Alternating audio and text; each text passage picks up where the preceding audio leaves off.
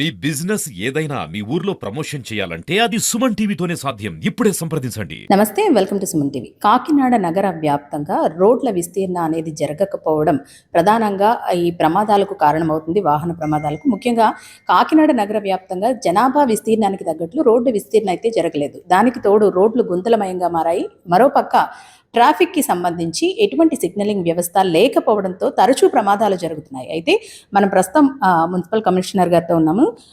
ట్రాఫిక్కి సంబంధించి ఈ సిగ్నలింగ్ వ్యవస్థ చాలా రోజుల నుంచి కూడా మూతపడిందనే చెప్పుకోవాలి. ప్రధాన కూడళ్లలో ఎటువంటి సిగ్నలింగ్ వ్యవస్థ లేకపోవడం, అందులోనూ ట్రాఫిక్కి సంబంధించి మ్యాన్ పవర్ కూడా తక్కువగా ఉండడంతో తరచూ ప్రమాదాలు జరుగుతున్నాయి. అయితే దీనిని పరిష్కరించేందుకు ప్రస్తుతం కాకినాడ వ్యాప్తంగా కూడా 18 చోట్లనైతే గుర్తించడం జరిగింది. ఇక్కడ సిగ్నలింగ్ వ్యవస్థను ఏర్పాటు చేస్తున్నామంటూ కూడా చెబుతూ ఉన్నారు. దీనికి సంబంధించి మరిన్ని వివరాలు అడిగి తెలుసుకుందాం. సార్ నమస్తే అండి. చాలా రోజుల నుంచి ఈ ట్రాఫిక్ సిగ్నల్స్ అనేవి ఎక్కడ పనిచేయడం లేదు. అలాగే రోడ్లకు సంబంధించి కూడా చాలా చోట్ల గుంతలు కూడా ఉన్నాయి.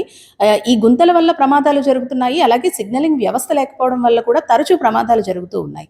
సో మీరు వచ్చిన తర్వాత పెను మార్పులనే తీసుకువస్తున్నారని చెప్పుకోవాలి. ప్రస్తుతం అయితే ఎక్కడ పడితే అక్కడ గుంతలు ఎక్కడైతే ఉన్నాయో వాటిని గుర్తించి పూడ్చడం ఒక ఎత్తు అయితే, ఈ ట్రాఫిక్కి సంబంధించి కూడా సిగ్నలింగ్ వ్యవస్థని మళ్ళీ పునరుద్ధరిస్తున్నారు కదా సార్. ఎన్ని ప్రాంతాలను గుర్తించారు? ఎప్పటిలోగా పూర్తవుతుంది సార్? నమస్కారం అమ్మా. ఇప్పుడు మనకి కాకినాడ సిటీలో 18 ప్రాంతాలని మనం ట్రాఫిక్ ఇబ్బందికరమైన ప్రాంతాలుగా మనం గుర్తించామమ్మా. ఈ 18 ప్రాంతాలను కూడా మనకి 2 ఏజెన్సీస్ ద్వారాగా మనం చర్యలు తీసుకుంటామమ్మా. అది ఒకటి ఏంటంటే ఎస్పిటి నెట్వర్క్ ఒకటి, లీడ్ యాప్ ఒకటి, ఈ రెండుని మనం కేటాయించామమ్మా. వాళ్ళకి ఒక్కొక్కరు మొత్తం ఈ 18 సెంటర్లను కూడా సిగ్నల్ వ్యవస్థని మెరుగుపరచడం కోసం వాళ్ళకి ఆర్డర్స్ ఇవ్వడం కూడా జరిగిందమ్మా. దీంట్లో ఆల్రెడీ 5 చోట్ల వర్కింగ్ స్టార్ట్ అయిపోయింది. మనకి మొన్న సిఎండి గారు ఒక మీటింగ్ పెట్టినారమ్మా. మీటింగ్ పెట్టి ఎట్టి పరిస్థితులను కూడా ఈ ట్రాఫిక్ వ్యవస్థని ఈ నెల 31లోగా మొత్తం అన్ని సెంటర్లను కూడా కంట్రోల్ చేసి ట్రాఫిక్ వ్యవస్థని సిద్ధపరచమని చెప్పినారమ్మా. దానిలో భాగంగానే మనము ఈ ట్రాఫిక్ సిగ్నల్స్ని ఏర్పాటు చేయటం, అదేవిధంగా సీసీ కెమెరాలు 18 చోట్ల కూడా మనం సీసీ కెమెరా కూడా ఏర్పాటు చేస్తున్నామమ్మా. అట్లాగే మనకి జీబ్రా లైన్స్, అంటే ట్రాఫిక్ని కంట్రోల్ చేయడానికి ఎవరైనా జీబ్రా లైన్ దాటి పక్కకి వెళ్ళినట్టయితే వాళ్ళకి ఫైన్ ఇంపోజ్ చేయడం కూడా మన పోలీసు వారితో కూడా మనం సమావేశం ఏర్పాటు చేస్తున్నామమ్మా.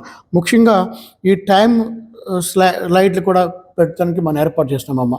ఈ విషయం పైన మన సిఎండి ఆఫీస్ నుంచి సంపత్ కుమార్ గారు సార్ గారు కూడా ఇన్స్ట్రక్షన్ ఇవ్వడం జరిగింది. వారికి ఆదేశాల మేరకు, గౌరవ ముఖ్యమంత్రి గారి ఆదేశాల మేరకు మళ్ళీ ఈ చర్యలను తీసుకున్నాము. ముఖ్యంగా ఈ ట్రాఫిక్ విషయంలో నిన్న మన ఎస్పీ గారిని కూడా కలవటం జరిగిందమ్మా.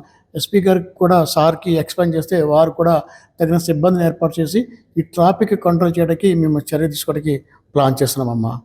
సార్, కాకినాడలో ప్రధానంగా 3 రహదారులను ఎక్కువగా వాడతారు. అది అందరికీ తెలిసిన విషయం. దేవాలయం వీధి, సినిమా రోడ్డు, అలాగే మెయిన్ రోడ్డు. ప్రధానంగా మెయిన్ రోడ్ అంతా కూడా పెద్ద పెద్ద షాపింగ్ మాల్స్ ఉన్నాయి. ఆ పండగ సీజన్ కావడంతో ఈ నెల వచ్చే నెల కూడా ఫుల్ రద్దీగా ఉంటుంది. అండ్ ఇంకొకటి ఏంటంటే ఈ మాల్స్కి, ఈ షాపింగ్ మాల్స్ ఏవైతే ఉంటాయో వాటికి పార్కింగ్ ప్లేస్ చాలా తక్కువగా ఉండడంతో మెయిన్ రోడ్ని పూర్తిగా ఆక్రమించేసి మొత్తం సగానికి పైగా పూర్తిగా వాహనాలే కనిపిస్తూ ఉన్నాయి, పార్క్ చేసిన వాహనాలు. సో ఈ 2 నెలలు కూడా పూర్తిగా రద్దీగా ఉండే ప్రాంతం కాబట్టి ఎలాంటి చర్యలు తీసుకుంటారు సార్ వీళ్ళ మీద? దీనివల్ల తరచూ వాహన ప్రమాదాలు కూడా జరుగుతూ ఉన్నాయి కదా. అమ్మా, ఈ షాపింగ్ సంబంధించింది మర్చెంట్ అసోసియేషన్ వద్ద కూడా మీటింగ్ పెట్టడం జరుగుతుందమ్మా. మర్చెంట్ అసోసియేషన్ కూడా మీటింగ్ పెట్టి ఏదైతే దాంట్లో స్టాఫ్ వర్క్ చేస్తున్నారో వారి వెహికల్స్ అన్ని కూడా సపరేట్గా ఒక చోట పెట్టే విధంగా వారికి పార్కింగ్ ప్లేస్ ఏర్పాటు చేస్తున్నాము. అదేవిధంగా షాపింగ్ మాల్కి వచ్చినప్పుడు, షాపింగ్ కొనుక్కోడానికి వచ్చినప్పుడు ఆల్రెడీ కొంత బిల్డింగ్ ఇన్నర్లోనే మనకు కొంత పార్కింగ్ ఉంటుంది సార్.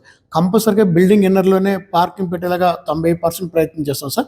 రెండోది ఏంటంటే కొంచెం మనకి ఏదైతే పార్కింగ్ అంతా కూడా వన్ సైడ్ పెట్టే విధంగా, సెకండ్ సైడ్ అంతా కూడా పాత్ క్లీన్ అయ్యే విధంగా ఏర్పాటు చేస్తామమ్మా.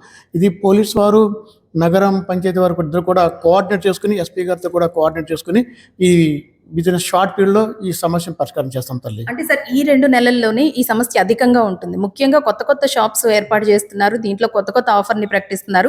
ఆఫర్ అనగానే ప్రజలు కూడా తండోపతండాలుగా వచ్చేసి ఈ రోడ్ అంతా కూడా పార్కింగ్ చేసేస్తున్నారు వాహనాలు.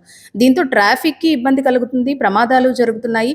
అంటే ఈ 2 నెలల్లోనే మనం ఏదైనా చేస్తే ఈ 2 నెలల్లోనే చేయాలి కదా సార్. అంటే దీనికి నియంత్రణ అనేది ఉండాలి కదా.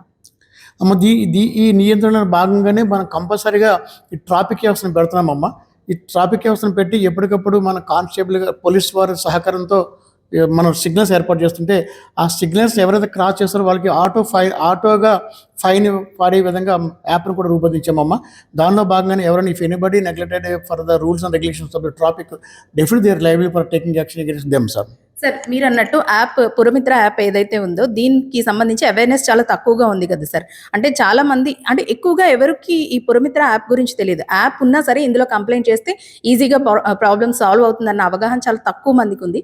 సో దీనికి సంబంధించి ఏం చెప్తారు? అమ్మ, దీని ద్వారా మన సచివాలయం వైజ్గా మనం అవగాహన సదస్సులు కూడా పెడుతున్నామమ్మా. అదేవిధంగా మేము విజిట్ చేసినప్పుడు డోర్ టు డోర్ విజిట్ చేసినప్పుడు వారికి కూడా చెప్తున్నామమ్మా. ఇప్పుడు ఫర్ ఎగ్జాంపుల్ మీ ఛానల్ ద్వారాగా మీడియా ద్వారాగా మీరు వెల్ వర్సల్ పర్సన్ కాబట్టి మీ ద్వారా నా రిక్వెస్ట్ ఏంటంటే ఎవరైతే మీడియాని చూస్తున్నారో వాళ్ళందరూ అవగాహన చేసుకోవాలి. ఎవరైతే కొంచెం చదువు తక్కువగా ఉండి యాప్ని డౌన్లోడ్ చేసుకోవట్లేదో వారికి కూడా మన అవగాహన పెట్టి తద్వారాగా వాళ్ళకి సచివాలయం వైజ్గా మీటింగ్ పెట్టి అవగాహన కల్పిస్తున్నాము. ముఖ్యంగా మా డోర్ టు డోర్ కలెక్షన్కి వెళ్ళే ప్రతి వ్యక్తి కూడా ఈ యాప్ గురించి వాళ్ళు చెప్పి కొంచెం యజమానికి చెప్పండి అని చెప్తున్నామమ్మా. ఇది కొంచెం రూరల్ కానుకున్న ప్రాంతాల్లో కూడా ఎడ్యుకేట్ చేస్తున్నామమ్మా. మ్యాక్సిమం మీ ద్వారా కూడా నా రిక్వెస్ట్ ఏంటంటమ్మా, కొంచెం ప్రజలకు వెళ్ళే విధంగా మీరు కూడా సహకరించండి, మిమ్మల్ని కూడా కోరుతుంది తల్లి. సో చూసారు కదండి, వచ్చేది పండుగ సీజను. సో రోడ్లన్నీ కూడా పూర్తిగా రద్దీగా ఉంటాయి. అందులోనూ ప్రధానంగా కాకినాడలోని ఆ 3 వీధులు ఏదైతే ఈ స్ట్రీట్స్ ఏవైతే ఉంటాయో ఇవి ఎప్పుడు కూడా రద్దీగా ఉంటాయి. ముఖ్యంగా షాపింగ్ చేసే వాళ్ళు రోడ్డుకి సగం పైన ఆక్రమించేసి ఈ పార్కింగ్ చేస్తున్నారు. దీనివల్ల ట్రాఫిక్ ఇబ్బందికే కాకుండా చాలా చోట్ల ప్రమాదాలు కూడా జరుగుతున్నాయి.